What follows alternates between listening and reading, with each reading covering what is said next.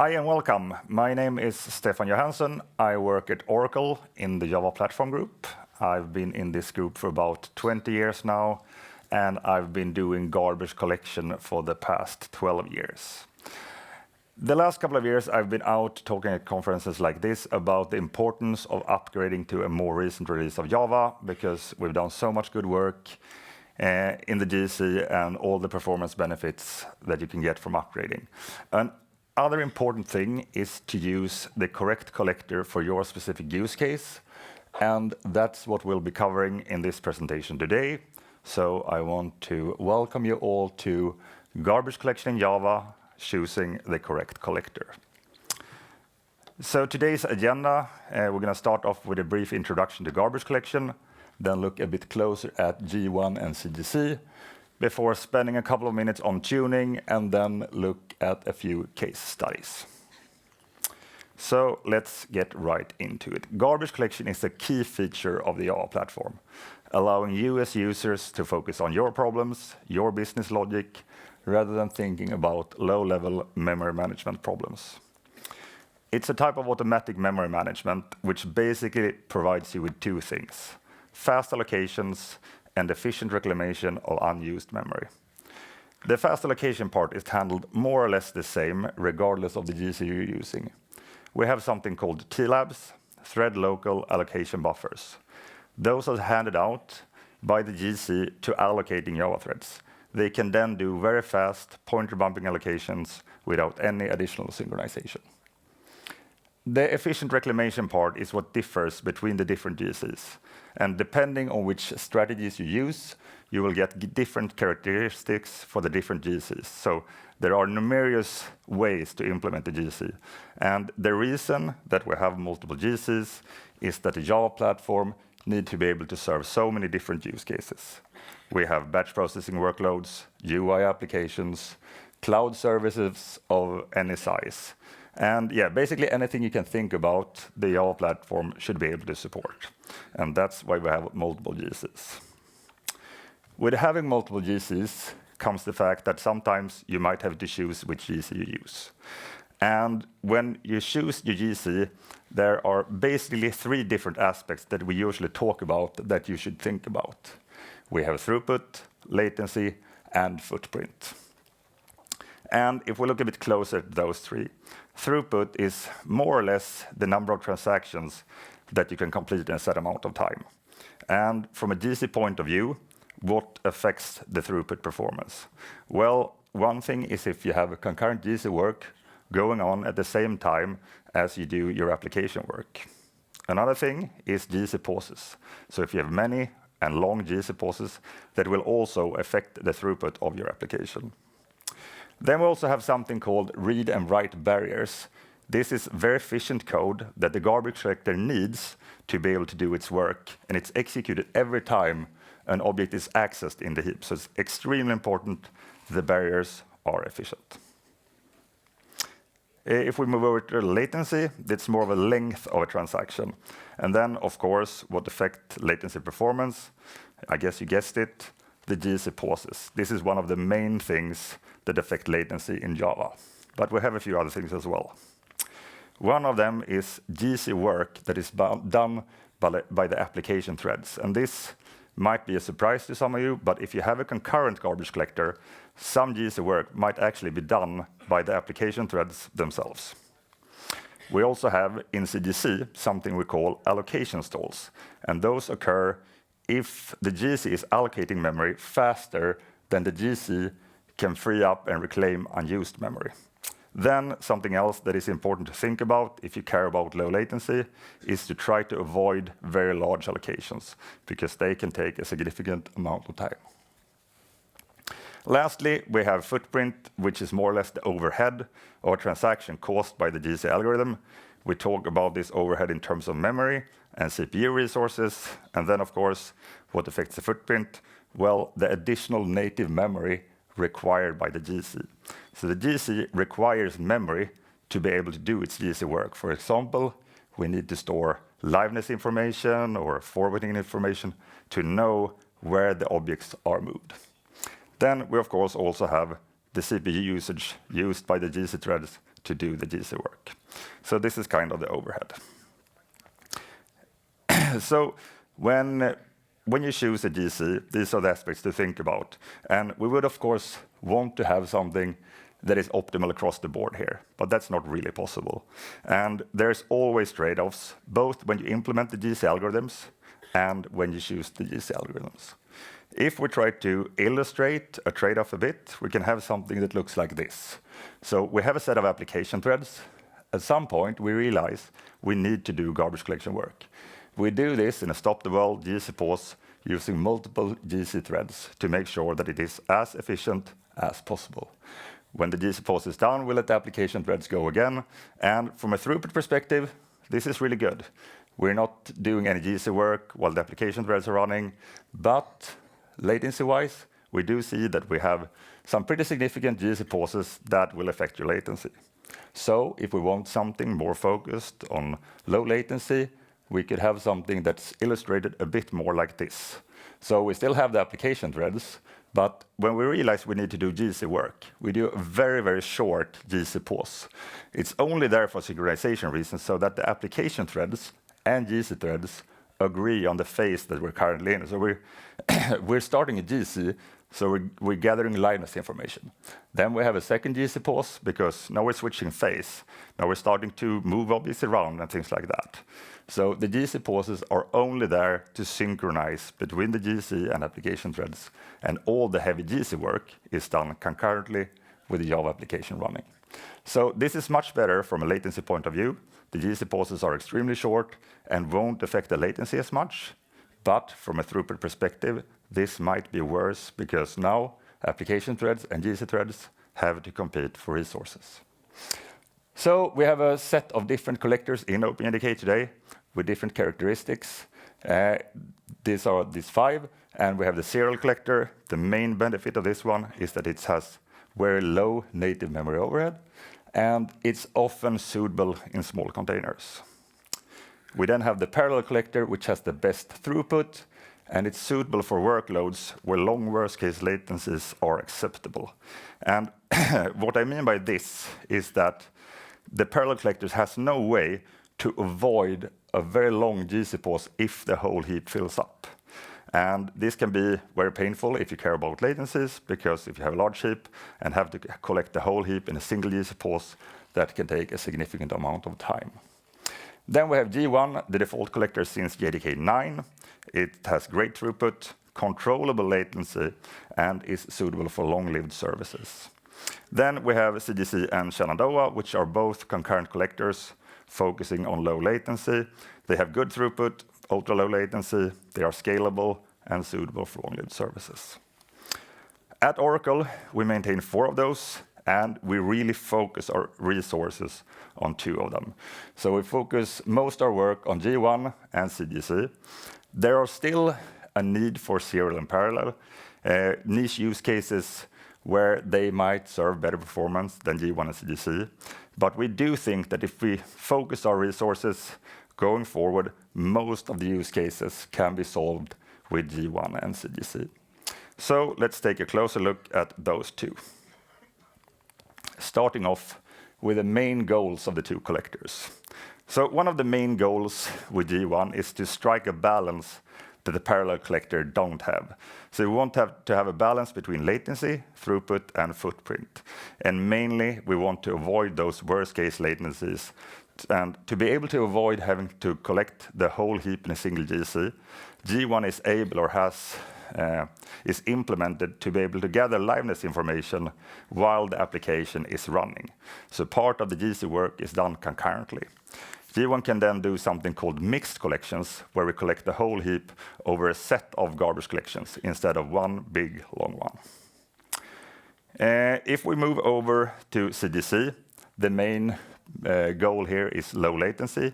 We want the GC pauses to always be below 1 millisecond and really provide the best possible low latency alternative for Java, making it suitable even for ultra low latency requiring applications. We also want ZGC to be very scalable. Today it supports up to 16 terabytes heaps without the GC pauses growing any larger. A pretty common misconception with ZGC is that it's only really usable when you have a large heap. This is not true. ZGC can be used from, say, a gigabyte or so and up. It all depends on the allocation rate of your application. So if the GC can keep up with your allocation rate, avoiding allocation stalls, and you care about low latency, in many cases, ZGC is your best choice. A goal that is common between the two is that we want them to be very easy to use. So we worked very hard on this over the past decade to avoid having to set a number of GC flags just to make sure that your application worked correctly. This was the case with some of the old garbage collectors that were available in Java back in the day. G1 still has a main tuning knob. It's the pause time goal. By default, this is 200 milliseconds long, meaning that G1 will aim to have GC pauses that are shorter than 200 milliseconds. If you want to tune G1 towards better latency, you can tune this value down to something like 50 milliseconds. That will force G1 to do more GC pauses, but shorter ones. If you want G1 to have better performance or throughput performance, you can try tuning this value up to something larger. ZGC, on the other hand, basically has no tuning options. We usually say just set the heap size and ZGC will figure out the rest. And we're actually working on removing the need to set the heap size as well, but we'll touch upon that a bit later on. Let's take a look what's been going on in G1 over the past decade. I did mention that it's the default collector. We made it the default in JDK 9. This was a quite bold decision, according to some people, when we did it, and the performance back in JDK 9 wasn't as good as it is today. But we still felt like the balance between latency and throughput made it worth making G1 the default to have the Java platform focus a bit more on latency rather than just throughput. In JDK 11, we improved one of the big problems with G1 back in JDK 8, which was the native memory usage. So back in JDK 8, G1 used way too much native memory to be able to do its garbage collection work. But in JDK 11, we had improved this, and as you will see, we continued improving it over the years. But we also implemented the parallel full GC for G1. I mentioned that G1 tried to avoid the full GCs, but sometimes people use system.gc, and we want that to be efficient as well. Between 11 and 17, we continued working on improving all the different aspects. We implemented NUMA support, making G1 more suitable and improved its throughput on NUMA-aware systems. We reduced the GC pauses by making sure that all the work going on in the GC pause is done as efficiently as possible. We continued doing the native memory reductions. And yeah, basically we continued improving all the aspects over the years. Between 17 and 21, we also spent a significant amount of time on improving the ergonomics, meaning that less configuration is needed, and also that the GC pauses, the outliers of the GC pauses are not as big. So you have a more smooth curve when it comes to the length of the GC pauses. Also continued reducing the time spent in GC pauses, and here we did a significant reduction to the native memory footprint of G1. We figured out a way to remove a big chunk of memory. Before this, we had 2 marking bitmaps, data structures, keeping track of liveness information. And we realized that we could actually come up with better solutions not requiring the second liveness information bitmap, which reduced the memory usage significantly, which you'll see in just a minute. Between 21 and 25, spent a lot of time on scalability improvements, made sure G1 worked better with small heaps and large heaps. Also continued improving the native memory footprint. We also worked hard on improving the throughput performance, but this work did not get into JDK 25, but hopefully you will see it in a release very soon. And the throughput work that we've been working on is improved barriers, so trying to make this barrier code that I said had to be extremely efficient, even more efficient with G1. So going forward, we're hoping that the throughput performance of G1 will be even closer to the throughput performance of Parallel. Also working on something we call automatic heap sizing, which is also worked on in ZGC, trying to remove the need to set a heap size and still get optimal performance. Let's take a look at what all those things gives in terms of performance, starting by looking at pause times improvements. And we're using a benchmark called SpecGBB here. I will talk a bit more about this later in this presentation. For now, just go with it. And as you might see, I've cut the scale for JDK8. This is because in JDK8, with this benchmark, sometimes we actually hit a full GC, giving really long worst-case latencies. And I really don't want to destroy the scale here. So this way we can see the improvements between the other JDKs much better. And as you can see, since JDK 21, G1 is able to keep its pause target for all the garbage collections during this benchmark round, which is really great to see. And on average, the GC pause is in JDK 25 somewhere around 70 milliseconds, which is a significant improvement if you compare how it looked back in JDK 8. I've talked a lot about the native memory reductions we've done, and here are the results from that. So back in JDK 8, we used about 1,300 megabytes or so additional native memory. This is for a 16 gigabyte heap.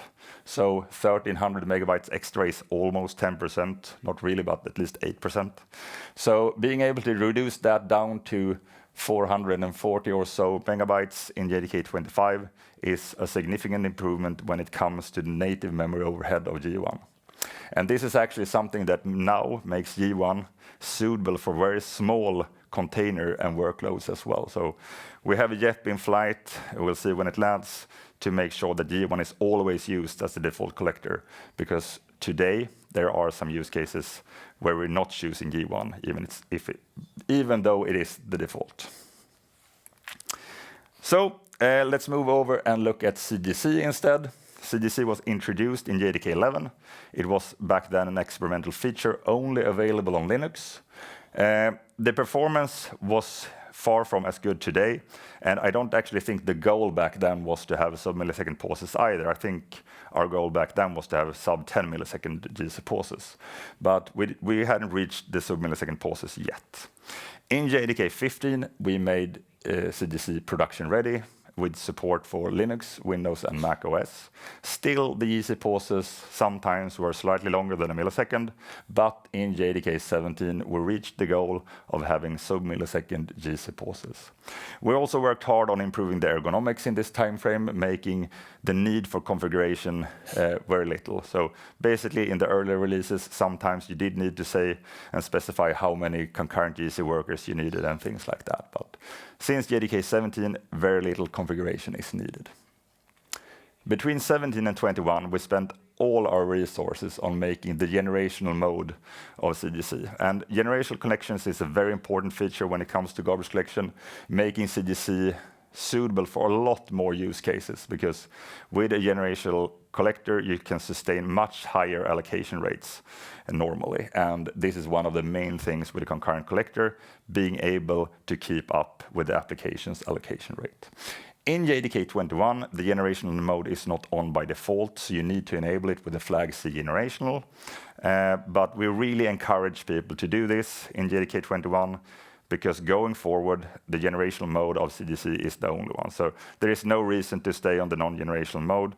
You get better performance in almost all use cases, and going forward, this is the only mode that will be available.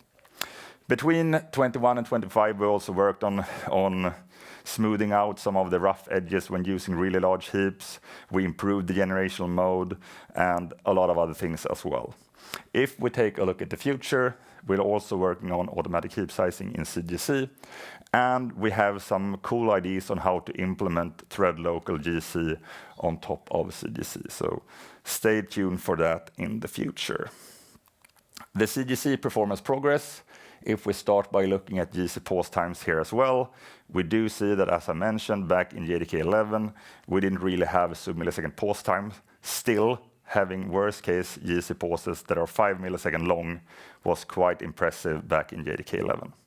To really see the improvements nowadays, let's zoom in a bit, and we can see that in JDK 17 and 21, the longest pauses were around 200 microseconds, and with the generational mode, we've been able to push this down to around 100 microseconds. So Really, really short GC pauses. Working hard on making them even shorter is not a priority right now. When the GC pauses are this short, even if you cut away half of the pause, it doesn't really change that much because there are other things in Java and in the JVM that will cause longer latencies than this. We haven't worked hard on the native memory footprint with ZGC, so instead of looking at that, let's take a look at the throughput improvements that we've seen over the years. And the interesting thing here is not really looking comparing to JDK 11. I just left it there to really see how far we've come over the past 7 years. But the big thing here is the introduction of the generational mode and how much better throughput performance we can get by doing that. We could, of course, enable the generational mode in JDK 21 as well. That bar would be somewhere in between 21 and 25 then. But yeah, you can see the generational mode is really important to have there. So the GCs in JDK 25 are better than ever. That's not only true for G1 and ZGC. The other GCs have improved as well. But since we're spending most of our resources on G1 and ZGC, those are the ones improving the most. So let's head over to the tuning section of this presentation. First of all, we work really, really hard on making the GC performance great out of the box. So we really don't want you to have to do any tuning, but there are some things to think about, and that's what I'm going to talk about. Now, one really important thing is to reevaluate your old tuning flags. It's very common to inherit a run script for someone that worked in your company many years ago, and it's hard to know if you should continue using those flags. The easy thing is to just do it because you always used those flags. But sometimes it's very important to change those, especially if you change the garbage collector, because there are cases where a tuning flag that did something good for one GC actually does something bad for the new GC. One example of that is, for example, setting the size of the young generation, which is in some cases really, really important for the parallel collector, but with G1 makes G1 not being able to do all the decision that it wants to do. So this is something to keep in mind. Another thing that I always recommend is to try more than one GC algorithm. In many cases, the default GC G1 is doing a great job. You get great performance out of the box, but depending on your use case, using another GC might give you even better performance. And you should always try to compare them, and that's what we're going to look closer at later in this presentation as well, how you can do this.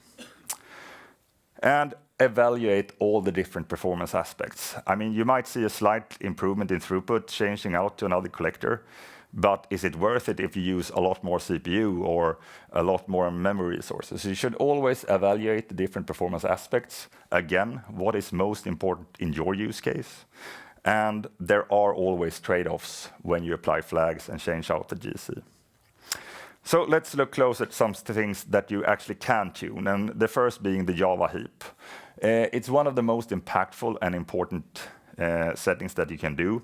By default, the maximum heap size is 25%. It's a fraction of the available memory in your system, but by default, 25% will be used as the maximum heap size. There are multiple ways to size the heap. For example, you can use XMX to set the maximum heap size, or you can use the longer name max heap size. To set the initial and minimum heap size, you can use XMS, or mean heap size and initial heap size. So there are countless ways to do this. There are more flags as well. But the big thing is, how should you size the heap? And this is basically the million-dollar question, because there is no really good answer here. You need to figure out, do I have native memory in my application, like direct byte buffers or native libraries that allocate memory that you need to think about? Do you have other things on your system that might need memory that you have to think about? So setting an optimal heap size is not an easy task. A few things to think about, though, is that if you're using G1, you should really avoid full GCs. You should increase the heap size so that you never see a full GC, at least not during your normal working hours, your normal workload. And the same is true when it comes to ZGC. You should never see allocation stalls, because allocation stalls happen when the heap size is too small, so the GC can't free up and reclaim memory before all the memory has been allocated by the application. But since this is so hard, we aim to make heap sizing obsolete. As I mentioned, automatic heap sizing is in the works both for G1 and ZGC. And the idea here is that we should look at the system consumption, and given that, try to figure out how much memory can we use for the Java heap in the current state of this system. And I think if we get this right, this will really help a lot of applications using the right amount of memory and improving the performance of Java when things are not configured properly. You will still be able to set a fixed heap size if you like that, and if you know how much memory you require for other parts of the system, but this is to help out the default case, basically. Another thing that is very important is to make sure that the objects on the heap are not too big. And this is usually something that you as a user or DevOps can't help, but in JDK 25 we have a feature called compact object headers. It's production ready. It was introduced in JDK 24 as an experimental feature, but it's not enabled by default. So with this flag, you can reduce the size of the object headers down to 8 bytes instead of 12 or 16, which was the case in the past. You might ask yourself, what are object headers? This is a small chunk of additional memory with this feature, 8 bytes, that we attach to every object in the Java heap to be able to do smart things in garbage collection, to be able to do locking in an efficient way, and things like that. This leads to significant heap usage reductions and, in turn, fewer GCs, which means better throughput overall. Something else that is very important when it comes to performance is making use of large pages or huge pages, especially if you're using Linux. So I'm going to spend a few minutes on that. It's basically the free lunch of your performance. So most of the time, when you enable large pages, you can expect about a 10% improvement in your performance. There are two different types of huge pages: the explicit ones enabled by use large pages, and the transparent ones enabled with use transparent huge pages.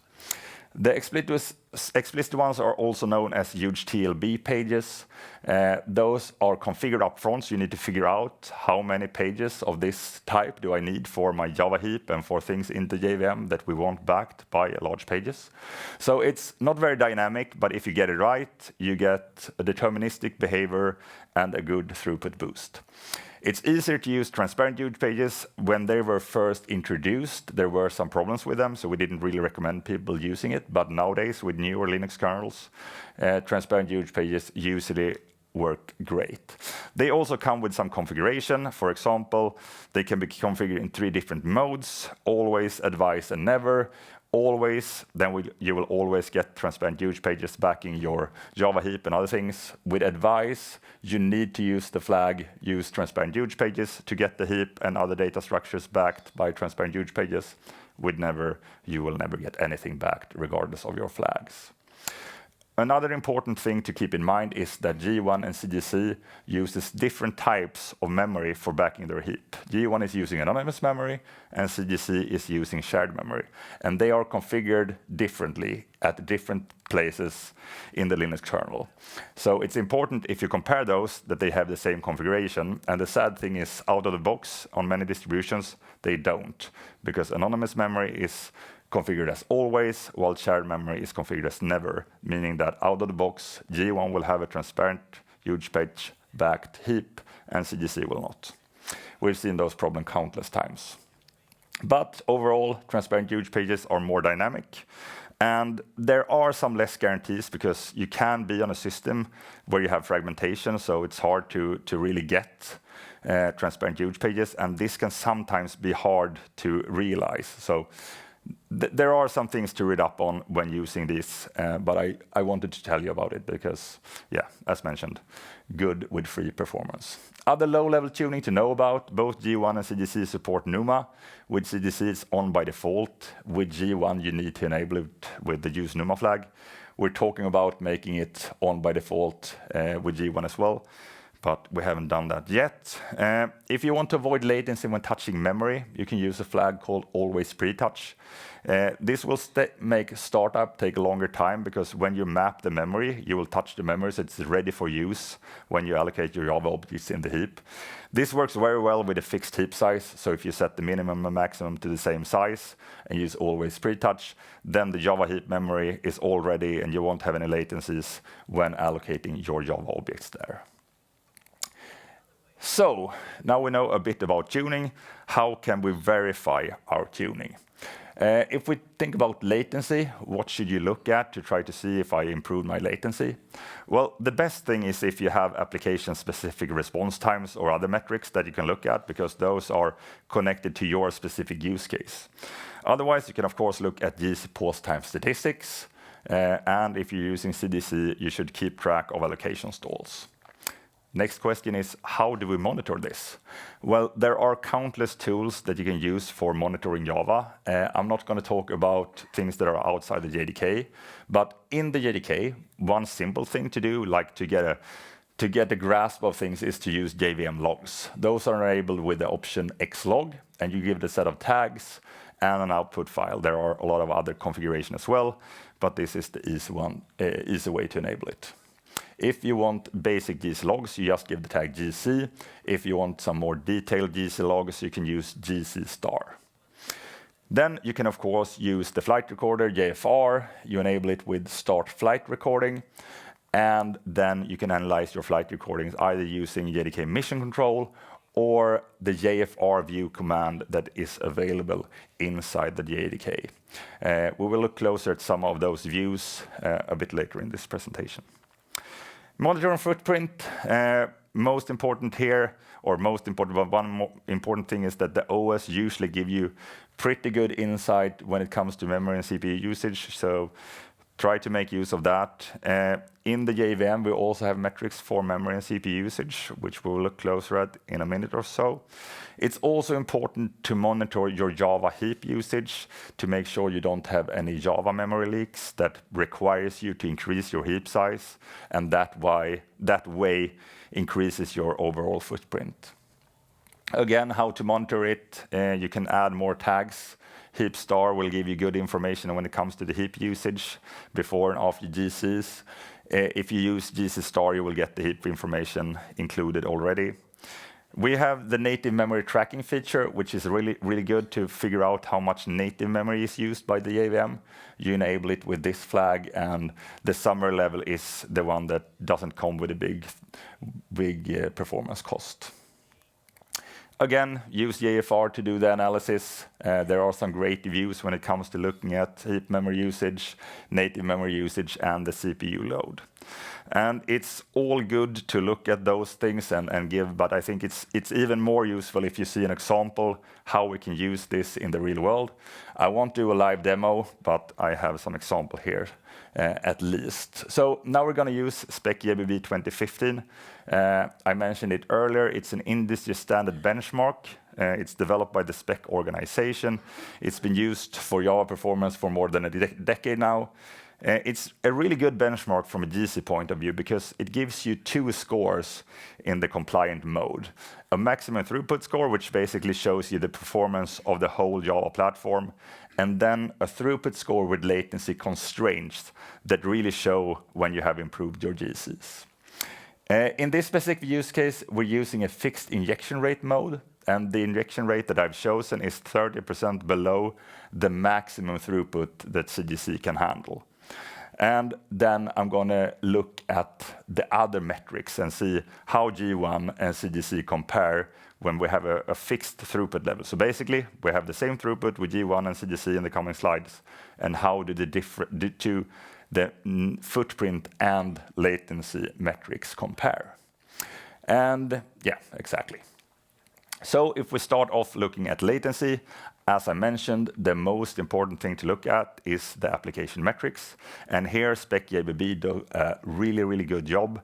It measures the response times over and over again during the benchmark run, producing some really nice response time charts, or the charts themselves are not that nice, so I've recreated them this way, but it's really good information. We can see that on average, or the median, we have around 2 millisecond response times. But if we start looking at the higher percentiles, G1 is able to keep 90% of the transactions below 10 milliseconds. But if we go up, we see that we're approaching 100 milliseconds. And this is a logarithmic scale. So the line at the top is actually 200 milliseconds, showing the default target that we used for the GC pauses here. So we can see that G1 keeps the GC pauses, keeps the response times below the default GC pause target. Then if we look at ZGC, which is more focused on low latency, we can see that we have more or less the same median response time, but when we start looking at the higher percentiles, ZGC does a much better job keeping those down. We still have some outliers. The maximum response times with ZGC are somewhere between 40 and 50 milliseconds, still significantly lower compared to G1. The heap size I'm using here is again 16 gigabyte, and this is a heap size. It's hard to say. It's always hard to do those kind of comparisons, because depending the heap size you're choosing, you're favoring one or the other. I think the 16 gigabyte heap size is probably favoring G1 a bit, I think, or at least ZGC would be able to keep the response time even lower if we increased the heap size. So if we try to understand the heap size a bit more, I've already touched upon this, but if we look at the pause time statistics using JFR view, we get something that looks like this. A lot of nice information to look at. We can see how much time we spent doing GC or in GC pauses as total. We see the average pause time is 65 milliseconds. But on average, the transactions won't be hit by a GC pause, so the average response times are still much lower. But if we start looking at the higher percentile GC pauses, we do see that we have some outliers. The longest one here, 164 milliseconds, did not seem to appear in the response time curve. And I actually looked, and this GC pause actually happens after the actual benchmark run during the reporting phase of the benchmark. That's why we don't see that one. If we look at ZGC instead, it's not that interesting because the GC pauses are so extremely short. We can see here that the maximum GC pause is 104 microseconds, so that won't really affect response times much. If we then look at allocation stalls, as mentioned, we should always check this, and we should not have them if we configure the application correctly. But we actually do have some allocation stalls here. And again, those happen during the report phase of the benchmark, so they don't really explain why we see those response times. What I show here at the bottom is that the application started at 11:06, and those allocation stalls happened 32 minutes later, and the actual benchmark run is only 30 minutes. So this did not happen during the actual runtime of the benchmark. So if we look back at the application metrics, we kind of understand with G1 what's going on, why we see those outliers. With ZGC, we don't have any evidence of what's going on, but you might remember what I said, what could affect latency in an application. GC work done by the application threads. And that's most likely what's going on here. We don't have anything to measure that without instrumenting GAVM. I've done that with some other benchmark, seeing exactly this, and in most cases, that's what's going on. The application thread is helping out, moving objects around, updating pointers, and things like that. So if we try to summarize things from latency point of view, ZGC looks great. Application response time are significantly lower compared to G1. No allocation stalls during the actual benchmark run or workload.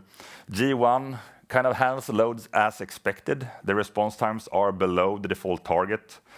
And to be fair, we could increase the load, and the response times with G1 would not change that much, because G1 can handle much higher throughput compared to what we're using in this specific case study.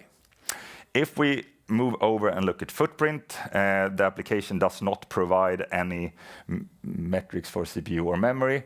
So let's use JFR and see what we can get out of the JVM. And we're going to use two different views here, looking at the CPU load and looking at the native memory consumption. Starting off with the CPU load, This event measures 3 different things. We have the JVM user load, the JVM system load, and the machine total. And what is most interesting in this case is the JVM user load. If you would start to see high numbers in the system load, that might indicate that you have problems in the kernel, like with spopping and things like that. But for this particular benchmark, it's interesting to look at the user numbers. And with G1, we can see that on average, we're spending about 50% of the CPU resources, so not that much. We have the high load of around 90%. So if we move over and look at ZGC instead, we do see that ZGC is using more CPU resources compared to G1. So on average, 67%, and the maximum CPU usage with ZGC is around 94%. So significantly higher CPU usage, but that is kind of expected when you have a concurrent collector. If we move over and look at the native memory consumption, starting with G1, we can use the view native memory committed, looking at what memory is actually used by the application.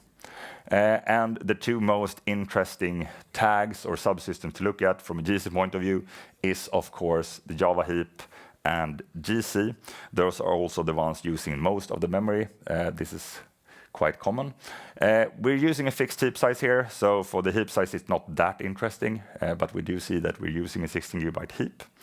And we can see that G1 is mapping all its memory at startup, so the first observed value is around 400 MB. Then we have a small chunk of memory that is used and committed and uncommitted during the benchmark run. The maximum used is around 440 MB, so around 2.5% or so of the heap size. If we move over and look at ZGC instead, we can see that the memory usage with ZGC is significantly higher. ZGC is a bit more lazy, so the first observed value is lower, but on average, the memory usage with ZGC is significantly higher, and the maximum used is almost a gigabyte. Still, this is not too bad. It's less than 10% of the heap, but significantly higher compared to G1. So let's do a quick summary here as well. G1 uses less additional resources. Native memory overhead is around half. CPU usage is considerably lower. On the other hand, ZGC makes use of the available resources to really focus on low latency. And there is no real problem if no one else needs those resources. And we know that there is room for improvement when it comes to native memory usage. This is not something that we've worked hard on with ZGC. So again, what are your main priorities? It's hard to say which one is better. Looking at the response times, it's pretty clear that ZGC has low response times. But on the other hand, you might have a workload where 100 millisecond response times at worst is acceptable, and you want the garbage collector to be able to sustain much higher load. So yeah, it always comes down to your specific priorities. We don't have too much time left. I have one more case study that is shorter, where I'm using Cassandra, so we will go quickly through this one. So Cassandra is a distributed NoSQL database. It's a proven technology with a large user base. In the GC team, we use this because it's a good stand-in for real-world applications, and it highlights many of the aspects that we are interested in. In this specific use case, we're increasing the number of clients, and we're looking at the application response times. So I have 2 different charts that I want to show you. These are from JDK 21, because we want to compare the non-generational mode of ZGC with the generational one. And we also want to include G1 with the default pause target and G1 with a pause target of 50 milliseconds. So here in the first chart, we have the average response time. Looking at that, the response times increases as we increases the number of clients. Same is true for the generational ZGC. G1 and G1 with a 50 millisecond pause target. Not too much difference between those. You might ask yourself, why does G1 have better response times compared to ZGC? That's because average response time is not really a latency metric. It's more of a throughput metric. And if we want to look at latency, we should look at the worst case response times. Here we're looking at the 4 nines response times. And again, if we start by looking at ZGC, we can see that everything looks great until we have more than 75 clients. Then something starts to happen. And what's happening is that ZGC can't keep up with the allocation rate in the non-generational mode, and we start experiencing allocation stalls. Those allocation stalls doesn't occur for all the transactions. That's why it looks good on average, but the worst case response times starts to go up really, really high. So with the generational mode, we can sustain much higher allocation rates and be able to keep those extremely short worst case latencies or response times even with 275 clients. So G1, the stable workhorse, with the default pause target, we're keeping the worst case responses below 200 milliseconds all the time. What I really want to show here is how easy it is to tune G1 to give you short response time. So by just setting the default pause target to 50, we're able to push the latency profile of G1 to give you better latencies. Again, in this use case, with this setup, ZGC is probably the best choice, but it all depends on your environment, your settings, and your priorities. So this is basically a wrap. I have 2 more slides before taking questions if we have some time for that. I always encourage people to stay informed. We have some great resources online. We have the GC tuning guide that's updated for each release. We have the Java developer portal at dev.java. The news and views from the Java team on inside.java. If you want to be involved in OpenJDK and discuss future changes and things like that, feel free to join the mailing lists on openjdk.org. You can check out the code on GitHub and follow Java and OpenJDK on social media. I really want to encourage you to go to the Java YouTube channel because there are a lot of great talks from my colleagues there and a good resource for videos. So last slide, the key takeaways. Choose your GC according to your needs. Verify the effects of your tuning, and also upgrade to a recent release of Java to get the best possible performance. Thanks for listening.